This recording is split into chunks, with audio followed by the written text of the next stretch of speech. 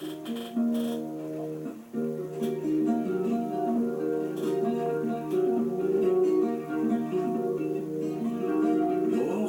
azules, no llores, no llores ni te enamores. Ojos azules, no llores, no llores ni te enamores. Llorarás cuando me vaya, cuando remedio ya no haya. Bienvenidos a este pequeño espacio de lectura. Soy Juan Inés Castilla quien les habla hasta este instante. Bienvenidos a este pequeño espacio de lectura. Esperen, voy a escribir aquí el cuento de Ojos de Perro Azul, perdónenme. Ya voy con el espacio. Esperen ahí.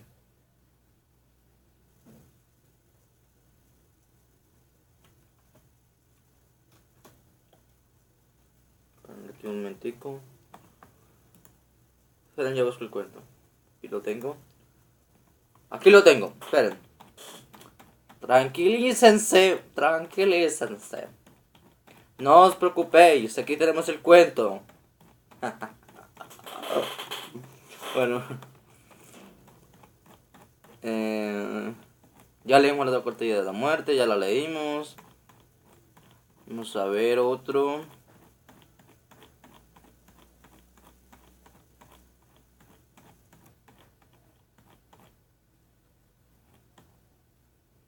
Vamos a leer este capítulo.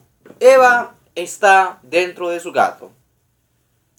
Este capítulo dice así y denle un like.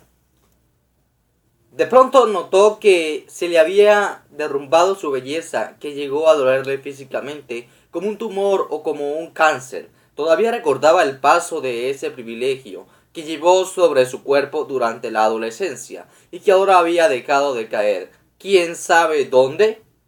Con un cansancio resignado, con un último gesto de un animal decadente. Era imposible seguir soportando esa carga por más tiempo. Había que dejar en cualquier parte ese inútil adjetivo de su personalidad, ese pedazo de su propio nombre que a la fuerza de acentuarse había llegado a su obra. Sí, había que abandonar la belleza en cualquier parte a la vuelta de una esquina en un rincón urbano, o dejarla olvidada en el ropero de un restaurante de segunda clase como un viejo abrigo invisible. Estaba cansada de ser el centro de todas las atenciones, de vivir ascendida porque estaba cansada de ser el centro de todas las atenciones por los ojos largos de los hombres. En la noche, cuando clavaba en sus párpados los ojos largos de en sus párpados, los alfileres del insomnio, hubieran deseado ser una mujer ordinaria sin atractivos dentro de las cuatro paredes de su habitación. Todo era hostil. Desesperada, sentía prolongarse la vigilia por debajo de su piel, pero su cabeza empujando la fiebre hacia la arriba, hacia la raíz de su cabello, era como si sus arterias se hubieran poblado en unos insectos diminutivos y calientes que, con la cercanía a la madrugada, diariamente se despertaban y recorrían con sus patas movedizas una desgarradora aventura subterránea. Ese pedazo de barro frutecido donde se había localizado su belleza anatómica, en vano luchaba por ahuyentar a aquellos animales terribles. No podía, eran parte de su propio organismo, habían estado allí vivos desde mucho antes de su existencia física. Vivían desde el corazón de su padre, que los había alimentado dolorosamente en sus noches de soledad desesperada, o tal vez habían desembocado a sus arterias por el cordón que le llevó atada a su madre desde el principio del mundo. Era indudable que estos insectos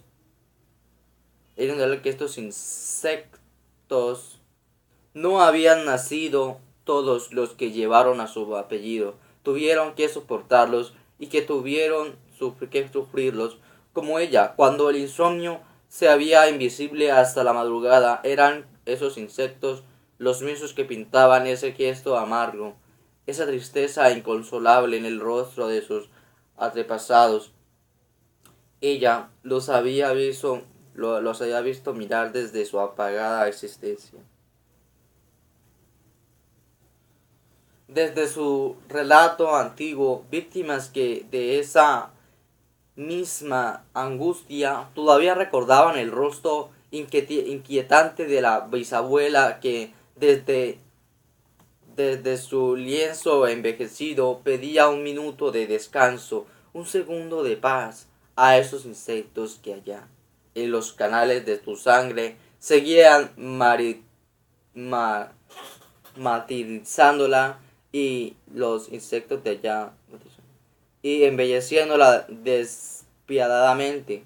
No, esos insectos no eran suyos, venían transmitiéndose de generación a generación, sosteniéndose con su diminuta armadura todo el prestigio de una casta selectica, dolorosamente selecta. Esos insectos habían nacido en el vientre de la primera madre que tuvo una hija bella, pero era necesario urgente detener esa herencia. Alguien tenía que renunciar a seguir transmitiendo esa bella artificial. De nada valía a las mujeres de su estirpe admirada de sí misma al regresar del espejo, si durante las noches esos animales hacían su labor lenta y eficaz, sin descanso, con una constancia de siglos. Ya no era una belleza, era una enfermedad que había que detener, que había que cortar en forma enérgica y radical. Todavía recordaba las horas interminables en que aquel lecho sembrado de agujas calientes, aquellas noches en las que ella trataba de empujar el tiempo para que con la llegada del día esas bestias dejaran de doler. ¿De qué servía que una belleza así, noche a noche, hundida en su desesperación, pensaba más que la hubieran validado a ser una mujer vulgar o ser un hombre, pero no tener más esa virtud inútil, alimentada por insectos de remotos orígenes que les estaba participando la llegada irrevocable de la muerte? Tal vez sería feliz si tuviera el mismo desgabro, esa misma fealdad desolada de su amiga Chekoloskava, que tenía nombre de perro. Más le hubiera valido ser fea para tener un sueño apacible como el cualquier cristiano. Maldijo a sus antepasados. Ellos tenían la culpa de su vigilia. Ellos que habían transmitido esa belleza invariable, exacta, como si después las muertes y las madres sacudieran y renovaran las cabezas para injertar en los troncos de las hijas. Era como si la misma cabeza, una cabeza sola, hubiera venido transmitiéndose con unas mismas orejas, con igual nariz, con identidad de boca y con su pesada inteligencia en todas las mujeres quienes tenían que recibirla irremediablemente, como un doloroso patrimonio de la belleza. Era allí, en la transmisión de la cabeza, donde venía ese microbio externo que a través de las generaciones se había acentuado, había tomado personalidad, fuerza, hasta convertirse en un ser invencible, en una enfermedad incurable, que al llegar a ella, después de haber pasado por un complicado proceso de consolación, ya no podía soportarse y era amarga y dolorosa, exactamente como un tumor o como un cáncer. En esas horas de desvelo era cuando se acordaba de las cosas desagradables a su fina sensibilidad.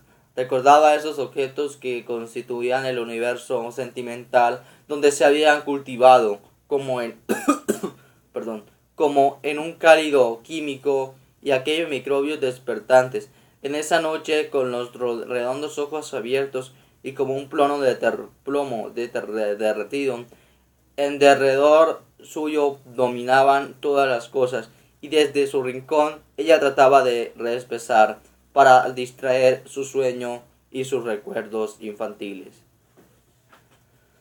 Pero siempre esa recordación terminaba con un terror por lo desconocido. Siempre su pensamiento, después de abargar por los oscuros rincones de la casa, se encontraba frente a frente con el miedo.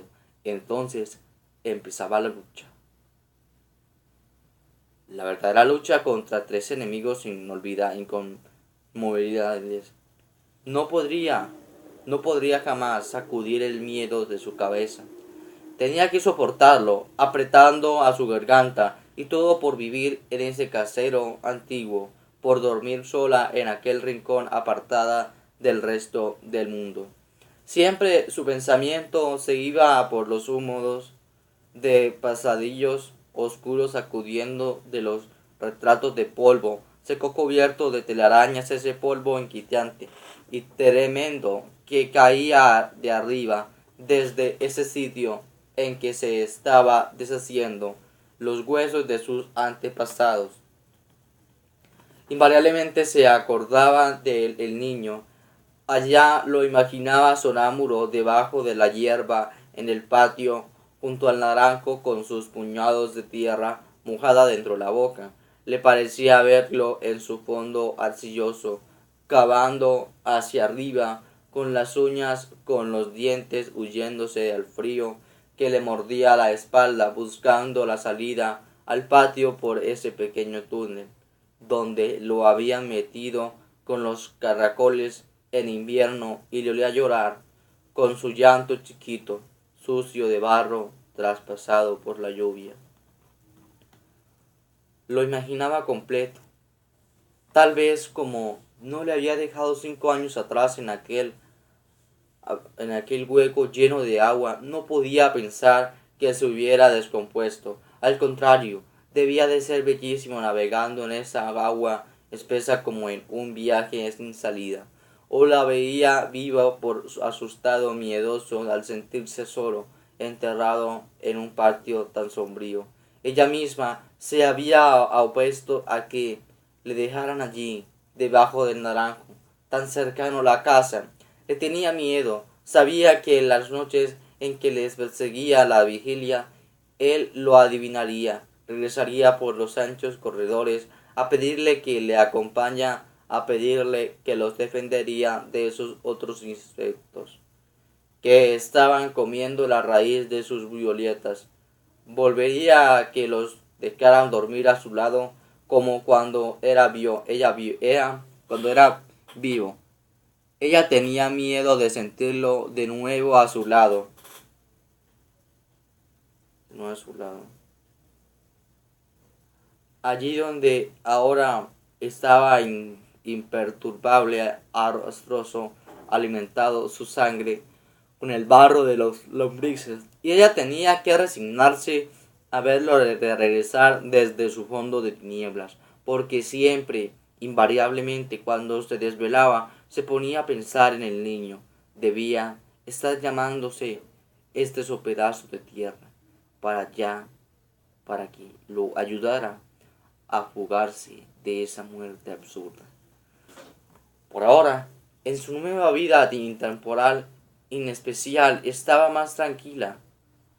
Sabía que ella, fuera de su mundo, todavía seguía marchando en el mismo ritmo de antes, que su habitación debía de estar aún sumida en la madrugada y que sus cosas, sus muebles, sus 13 libros favoritos permanecían de su puesto y que en el lecho de su apenas empezaba a desesperarse a desvanecerse, el aroma corpóreo que ocupaba ahora su vacío de mujer entera. Pero ¿cómo pudo suceder esto? Como ella, después de ser mujer bella con la sangre probada de insectos, perseguida por el miedo de la noche total, había dejado la pesadilla inmensa, insomne, para ingresar ahora a un mundo extraño, desconocido, en donde habían sido eliminadas todas las dimensiones. Recordó aquella noche, la de su tránsito. Hacía más frío que de costumbre, y ella estaba sola en la casa, matrizada por el insomnio. Nadie perturbaba el olor silencioso, y el olor que subía al jardín era un olor de otro miedo. El sudor brotaba su cuerpo, como si la sangre de sus arterias se estuviera derramando con su carga de insectos.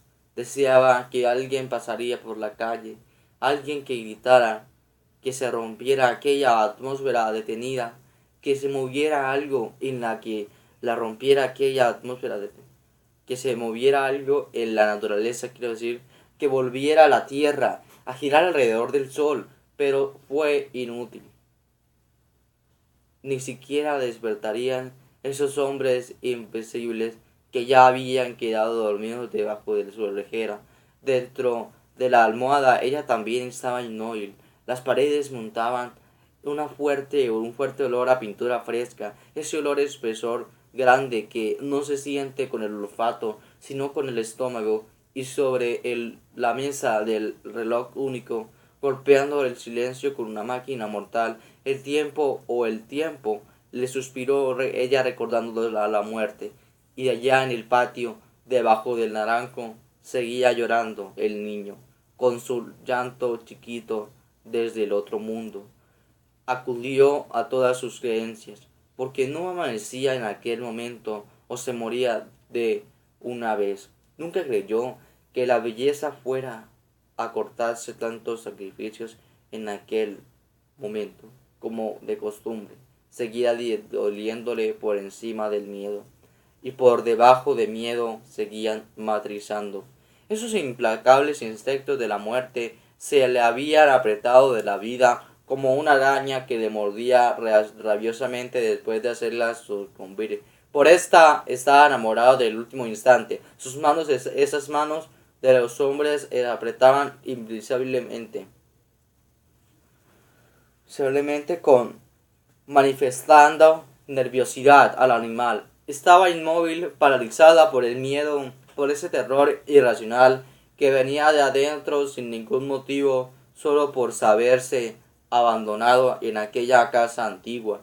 Trató de reaccionar y no pudo. El miedo y le había desabsorbido totalmente, y continuaba allí, fijo, tenaz, casi corporó, como si fuera una persona invisible que se le había propuesto no salir de su habitación, y lo que formaba intranquilamente era que ese miedo no tuviera justificación alguna, que tiene un miedo único, sin razón, un miedo porque sí. La sábila que se había vuelto... Espérate, me falta por el cuento. Está muy largo.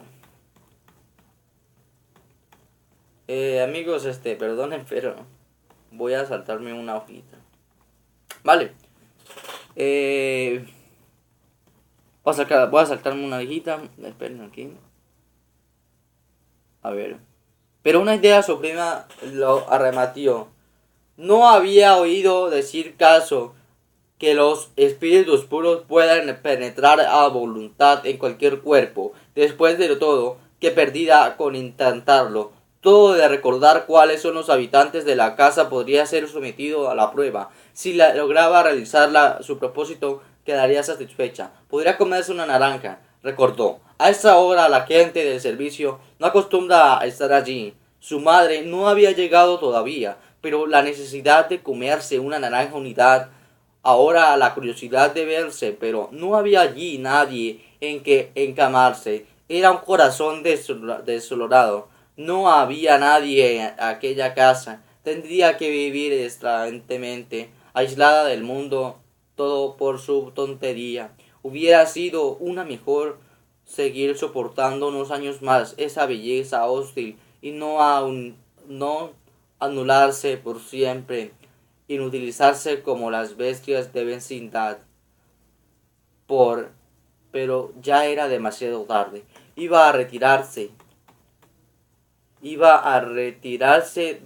decepcionadamente a una región distante del universo, a una comarca donde pudiese olvidarse de todos sus pasados deseos terrenos.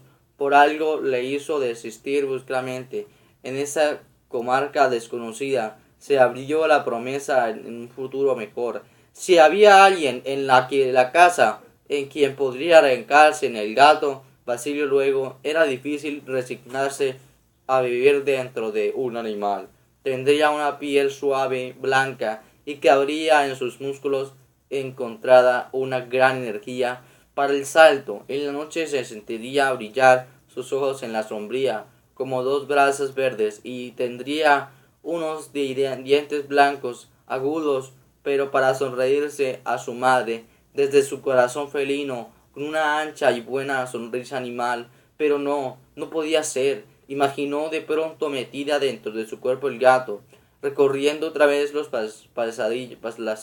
pasadillos de la casa, manejando cuatro patas incómodas y aquella cola se moviera suelta sin ritmo ajeno a su voluntad. ¿Cómo sería la vida desde esos ojos verdes iluminados en la noche? No sé, iría muy maullarete al cielo porque no derramará su cemento en luando. Sobre el rostro del niño que estaría boca arriba viéndose el rostrillo. Tal vez en una situación de gato también sentía miedo y tal vez al fin de todo no podría comerse la naranja con esa boca carnívora. El frío venido de allí mismo, nacido de la propia raíz de ese espíritu, tembló en su recuerdo. No era posible encarmarse del gato.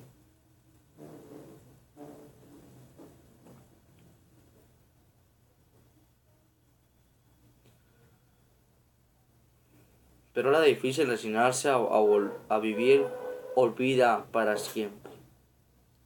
Pero, ¿qué tenía que sentir deseos de comerse un ratón?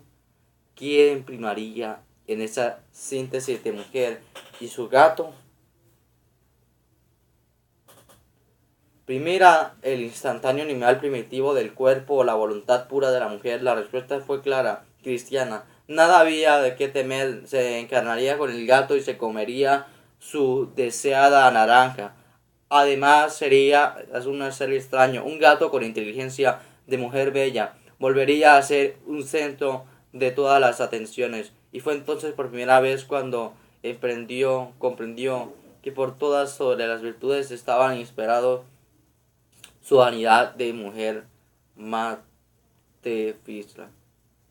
Entonces, pues solo entonces, ella, que había pasado 3000 años desde el día en que tuvo deseos de comerse la primera naranja.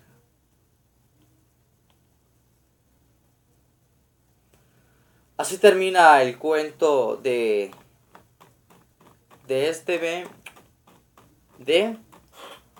así terminó este cuento de Ojos de Perro Azul, un capítulo más aquí en este espacio de lectura. Así que el capítulo fue Eva dentro de su gato. Pues allá se estarán preguntando allá casi unas preguntitas. Pues me podrán decir de dónde leo el libro. Bueno, voy a decirles cómo me entro en la aplicación del libro. Entonces, es muy sencillo.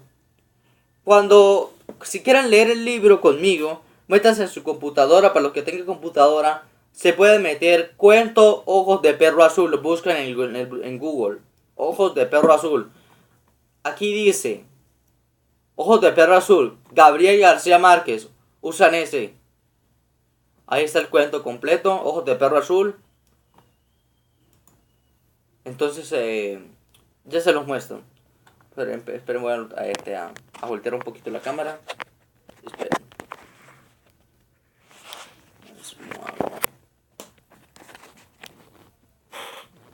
Miren, esto es Este es Ojos de Perro Azul, Gabriel García Márquez, para los que los quieran leer allá en casita.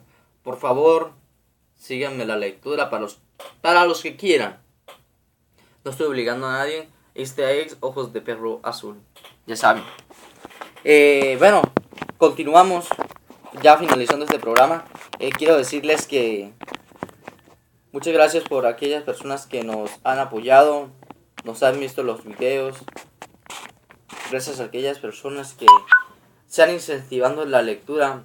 Y pues yo seguiré haciéndoles incentivar en la lectura. Yo los apoyaré para siempre. Amigos, ha sido un placer haber estado con todos ustedes. Amigos, queridos amigos youtubers. Ya saben que los quiero mucho. Y que Dios les bendiga. Que tengan todos ustedes una feliz mañana. Chao, chao. Llorarás cuando me vaya, cuando en medio ya no haya.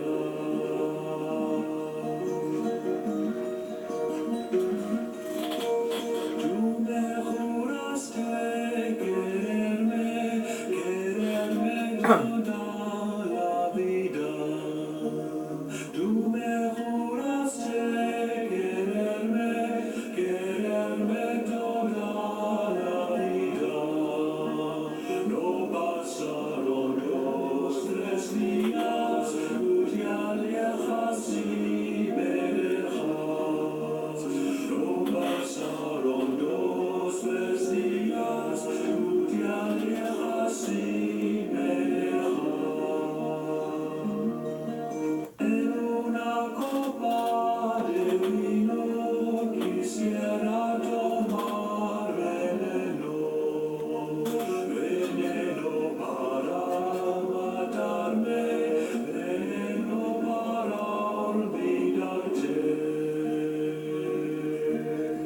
veneno para matarme, veneno para olvidarte.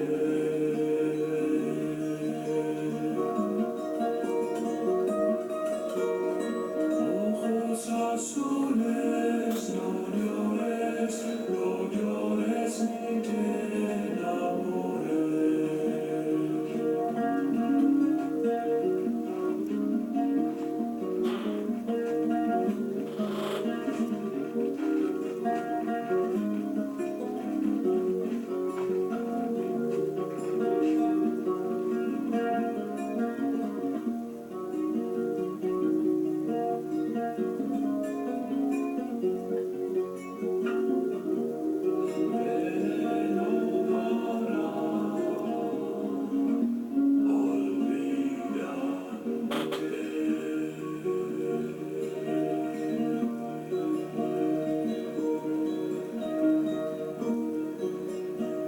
Veneno para olvidarte.